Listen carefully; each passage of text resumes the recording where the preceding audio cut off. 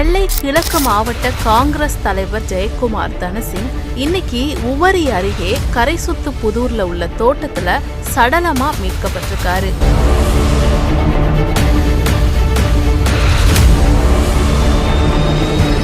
சேலத்தில் அதிமுக நிர்வாகி வெட்டி படுகொலை செய்யப்பட்ட சம்பவம் பெரும் பரபரப்பை ஏற்படுத்தியுள்ளது.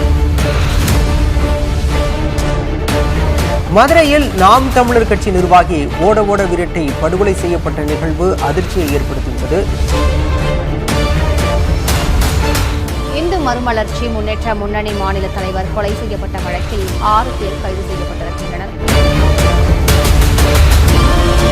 நெல்லை பாளையங்கோட்டையில் இது நடந்த பட்டப்பகலில் என்று சொல்ல வேண்டும். பொதுமக்கள் அதிகம் நடமாட்டம் இருக்கக்கூடிய ஒரு பகுதியில் இந்த கொலை சம்பவம் என்பது நடந்திருக்கிறது.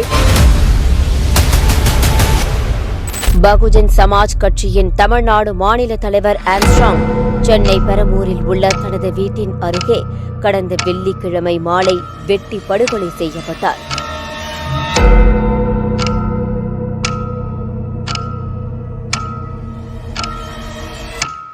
சட்ட ஒழுங்கு விஷயத்துல நான் சமரசம் செய்து கொள்ள மாட்டேன். இவ்வளவு அரசியல் கொலைகள் நடந்த பிறகும் நீங்கள் சர்வாதிகாரியாக எல்லாம் இருக்க தேவையில்லை. ஒரு முதலமைச்சராக குறைந்தபட்ச நடவடிக்கையாவது எடுங்க வெடியா முதல்வரே.